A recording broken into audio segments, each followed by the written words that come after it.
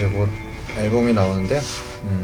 이번 앨범이 어떻게 보면 굉장히 의미가 있는 그런 앨범이라서 10년간의 어떤 정리하는 앨범이 될 수도 있을 것 같아서 내 10년을 돌아봤을 때 어땠는가, 그냥 내 얘기들을 좀 풀어볼까 해.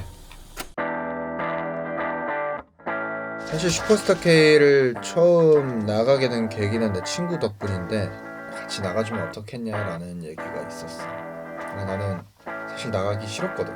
나는 진짜 진정한 그 아티스트로서 뭔가 방송 미디어의 힘을 빌리지 않고 잘 될 것이다 라는 뭔가 말도 안 되는 고집이 있어가지고 나가기 싫었는데, 어쨌든 나도 지원을 하게 됐는데, 이왕 가는 것도 평범하게 하기 싫었어. 그래가지고 엄마 아이라이너를 빌려가지고 일부러 막 잘 그리지도 못하는 아이라인을 이렇게 스모키처럼 진하게 아이라인을 그리고, 그 당시에 폭풍 간지라는 말이 되게 유행까지는 아니고 뭔가 폭풍 간지라는 게 되게 있어서, 그래서 내가 내 소개를 안녕하세요, 저는 부산 해운대에 사는 폭풍 간지랑 강승준입니다 라는 소개를 했었는데, 이제 그게 정식적인 내 첫 소개가 됐지.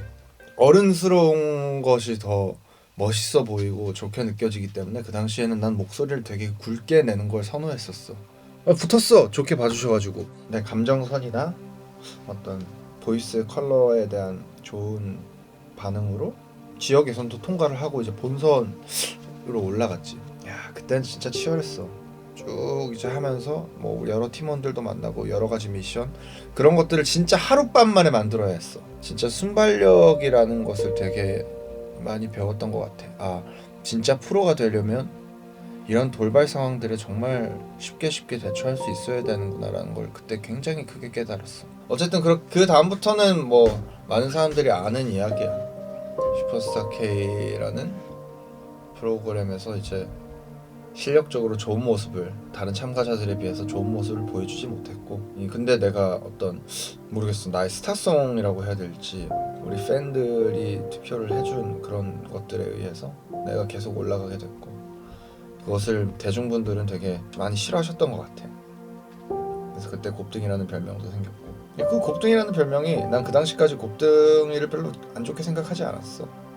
되게 진짜 불사조라는 의미처럼 받아들여졌고, 그게 내 끈질긴 잡초 같은 생명력이라고 생각했던 것 같아.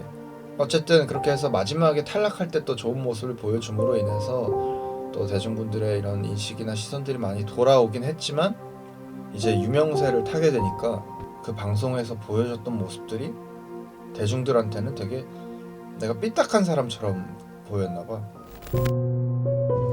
야, 아니 땐 굴뚝의 연기가 나냐. 연예인들이 이렇게 소문이 나고 어떤 가십이 생기는 거는 정말 어떤 사건이 있었기 때문에 그렇게 얘기가 나오는 것이다 라고 생각했는데, 그게 아니었던 것 같아.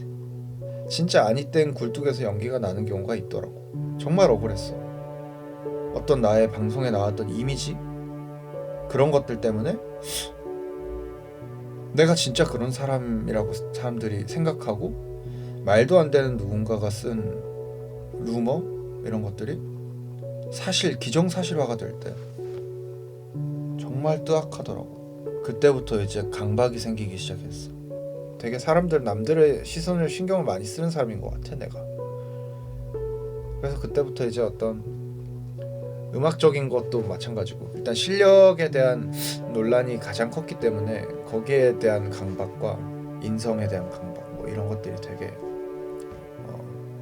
나한테 크게 작용했던 것 같아.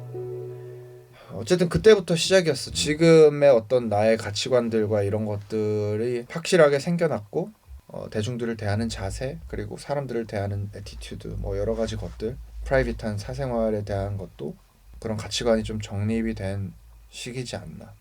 그랬어. 내 10년 전은 그랬어. 10년 전 슈퍼스타 K 당시에 강승윤의 이야기.